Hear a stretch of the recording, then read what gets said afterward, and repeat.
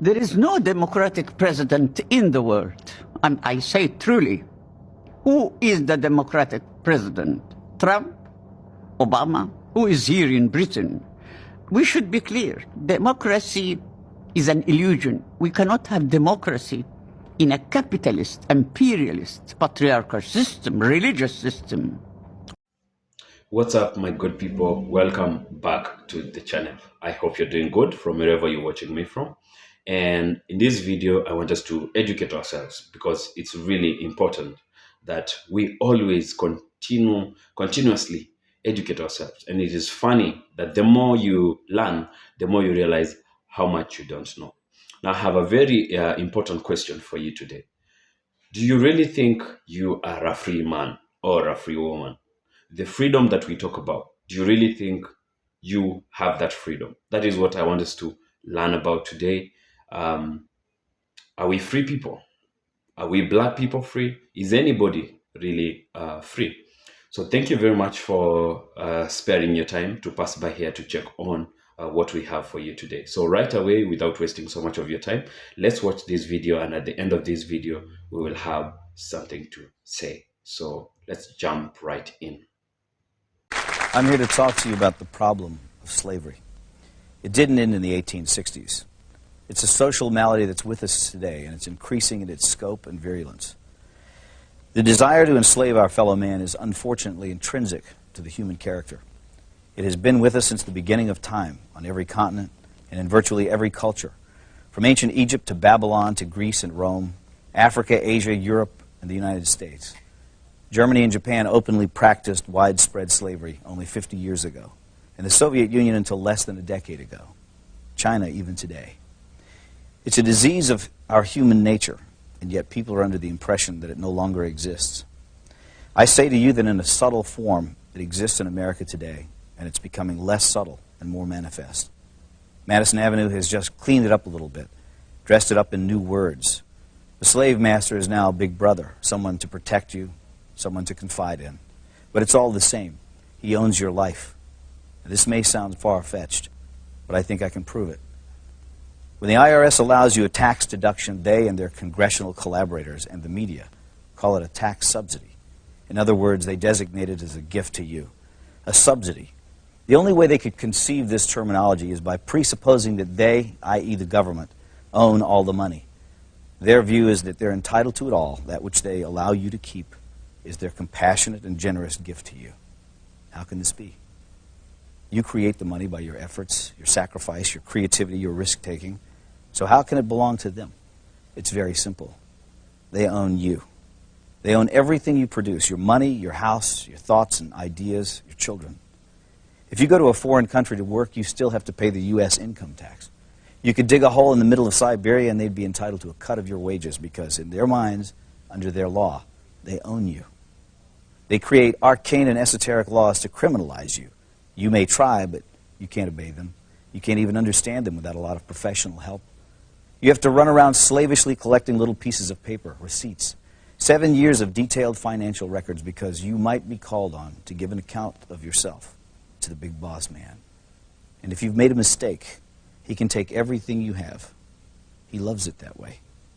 That's total power over you, slavery. I don't remember when we, the people, signed over ownership of ourselves. It just gradually happened by them taking more and more of our freedom. But here's the worst part. It's really only just begun. In this modern age, the information age, getting your money is not enough, even though money, don't let anyone deceive you, is the material source of your freedom. Now, however, they want your mind. If you deviate in your thinking, if you commit one of the 10,000 taboos, and they perceive your actions as a threat, they'll come out and kill you. It was the thought police who killed the children at Waco and Ruby Ridge. Neither David Koresh nor Randy Weaver, whatever things might be said about them, had ever mugged anyone, robbed a 7-Eleven, or committed forcible rape or murder. But they did have unorthodox views, and therefore it was necessary to round them up and deal with them. Whatever their crimes were, they could have been arrested and tried openly in a court of law. But that was not the aim of certain factions in the government. These statists wanted a massive demonstration of force to show who was boss. The penalty for resisting is death. After all, we're not free. We belong to the government, and deviant thoughts will not be tolerated. In the aftermath of the horrible Oklahoma City bombing, government propagandists tried to intimidate the people into silence by recklessly linking criticism of the government to acts of murder. Some people ask, how can you fear your government and claim to love your country? Our response is, how can you love your country without fearing your government? Who else holds a counterfeit license to kill, incarcerate, and confiscate for non-crimes? Remember, America is about liberty first and last, not obedience to bureaucrats. The Washington power clique wants you to shut up, get in line, do what you're told to do, and most outrageously, think what you've been told to think. We have hundreds of politicians and thousands of lobbyists crawling all over Washington, thinking of ways to control you, to extend their will over you, to subvert your freedom and replace it with their will, to capture, that is, to steal your life force. And so we should all be very angry, because anger is the engine that drives our will to resist. And without resistance, without awareness, they will take it all. That's not just politically perverse. It's a sin against mankind, because freedom is actually sacred. Drop an ant into a jar and seal the lid. It will spend the rest of its life trying to get out. It has nowhere to go, but it wants to be free. That is its nature. It's the way every living thing is made. Once, a long time ago, I saw something at the zoo, a wolf lying in its cage. I thought about how this magnificent animal was the end product of millions of years of evolutionary design. A nose that could detect the faintest scent, ultrasonic hearing, eyes that could see in the dark, teeth and jaws capable of crushing thick bone, heart and lungs that could run him for hours in a sub-zero blizzard. And yet there he was, lying forlorn and full of despair. He was well fed. He had a clean habitat and water and medical care. So what was the problem? He was sick with the knowledge that his wonderful powers would never be exercised again. And so he lay there, his head on his paws, staring blankly ahead at perhaps some imaginary forest that he could never reach because there were bars around him. They had not killed his body, but they were destroying his soul. God gave Adam and Eve freedom, even though he knew they would invite death into the world. That's how important freedom is in the divine scheme of things. And that's why we urge you to defend it always. 500, 1,000 years ago, the church would keep you illiterate from reading Latin. Why? Because they were the connection between you and God. That's why when John Wycliffe rolled around and translated the Bible into English, they wanted to kill the man. Why? Because he simplified the access to God. It's the same thing today. You have financial illiteracy. Go through the bank. Go through this guy. Go through that guy. We'll take care of you. And then you begin to realize that there are ulterior motives, and the ulterior motives are to keep you slave, controlled, and absolutely fucked. And people are starting to wake up to that. There is no democratic president in the world. And I say truly, who is the democratic president? Trump? Obama? Who is here in Britain? We should be clear. Democracy is an illusion. We cannot have democracy in a capitalist, imperialist, patriarchal system, religious system. Why not? Because this is, they want money. Because if you remove religion and capitalism and imperialism, then you will have socialism. And then no government will be there, you know. They are afraid of the real power of the people. You cannot have democracy, because what is democracy? Democracy is real freedom. But if you believe that none of these democracies are democracies, why do the people live with it? Because people are oppressed. People are not organized. We are prevented from organizing. That's the key point.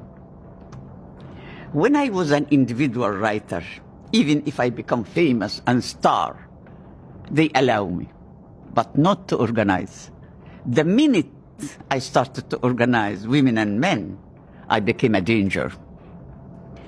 You are not organized here. The people here are not organized. But nobody is stopping organization here. But they stop it. No government is going to come and lock you up or kill you in Britain, are they?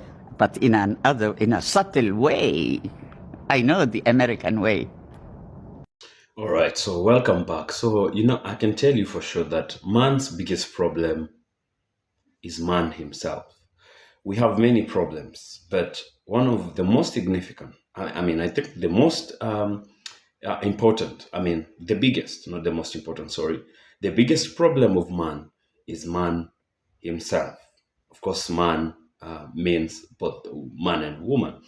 Look at the catastrophes that we have, the genocides, the pain, and everything that you come across. Very likely and most likely was started, initiated, or is being actually fueled by man himself. So, but the question still remains, are you free? Do you really own the freedom you talk about as much as you think you do? Did slavery really end? And according to this video, you can say that slavery has just really camouflaged or metamorphosized into another subtle form, but still exists in a different form, but the same thing.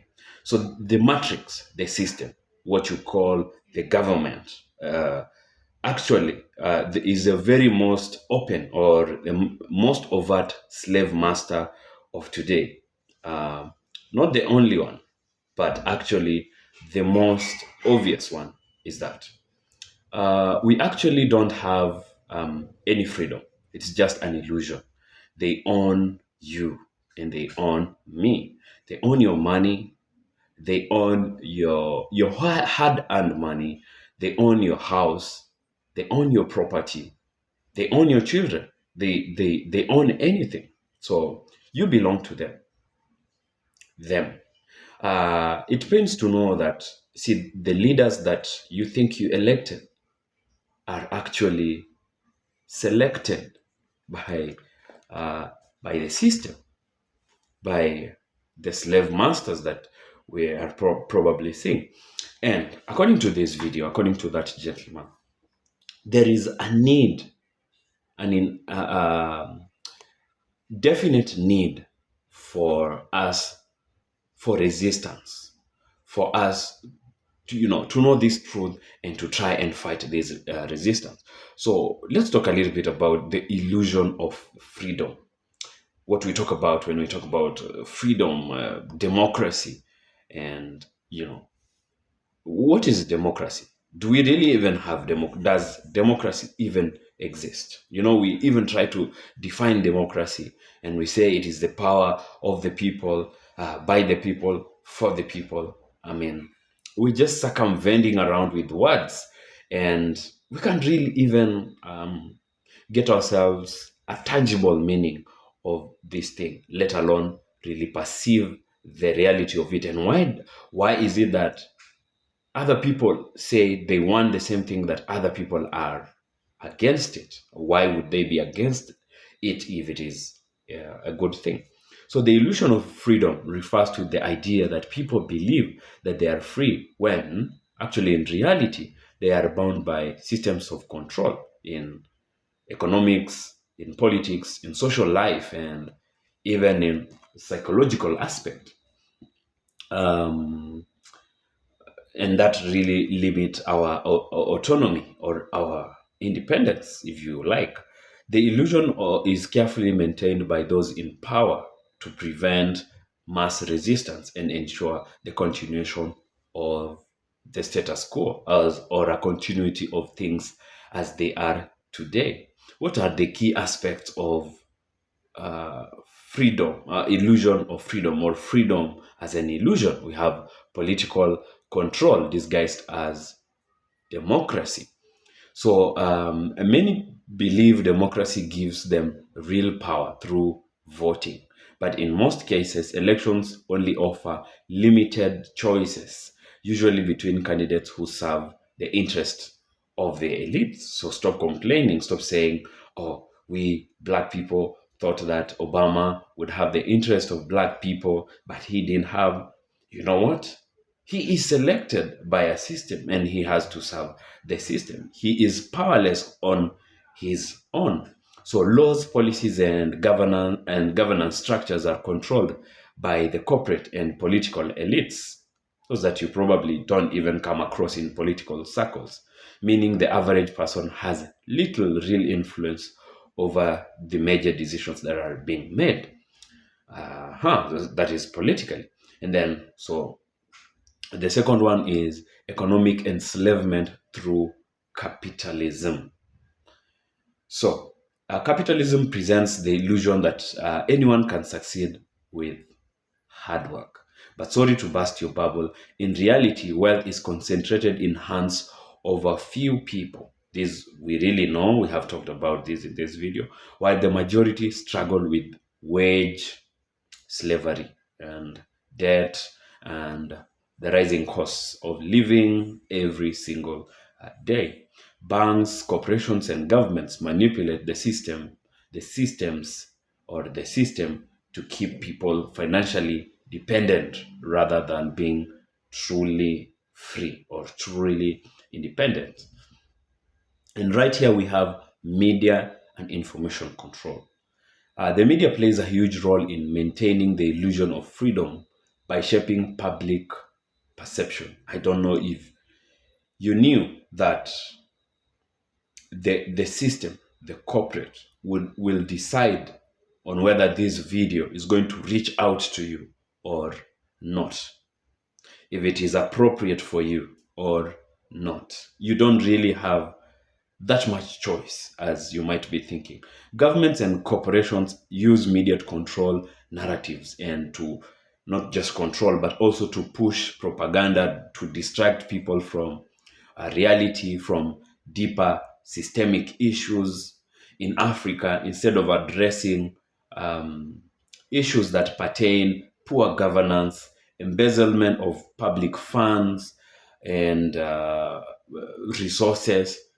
I mean, they will come up with non-issues for African people, like LGBTQ, so on and so forth. But that is not the priority for us, or even pumping religion into your system, when what you need first and foremost is just your social well-being. Social media also creates echo chambers, making people think they are informed when they are actually consuming filtered, not only filtered and manipulated content or information.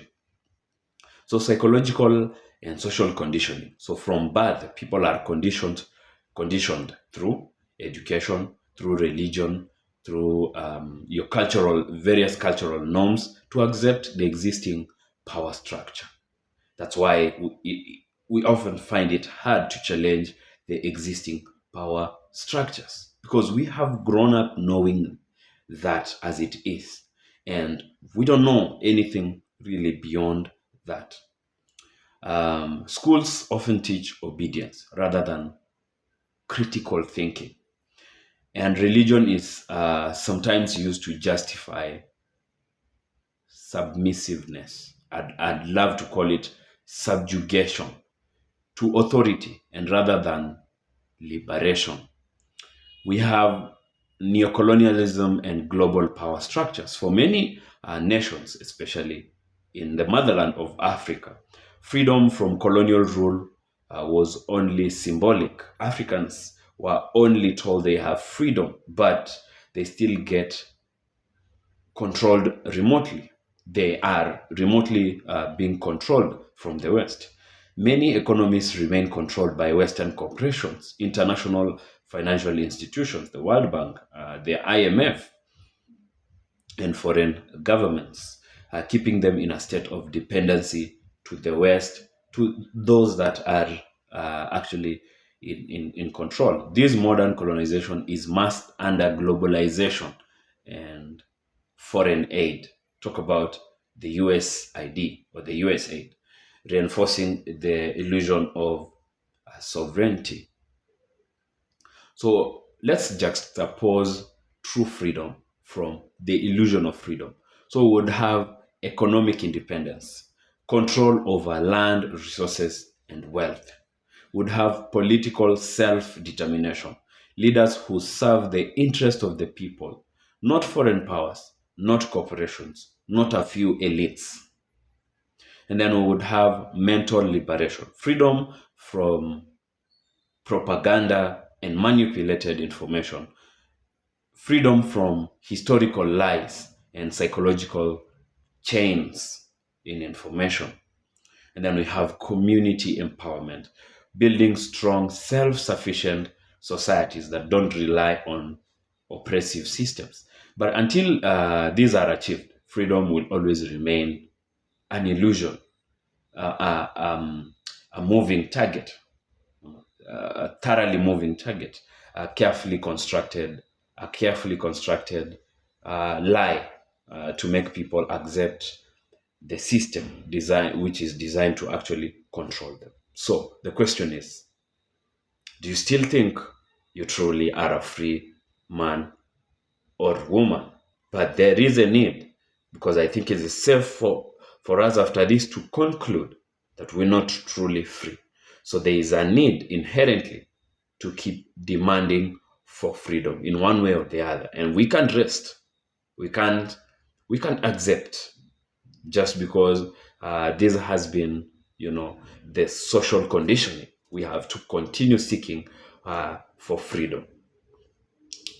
Please do share your thoughts if you have any in the comments, and I would love to see what you think about this. Share and like this video, and most importantly, if you have not subscribed to this channel, please go ahead and subscribe for more content like this and much more.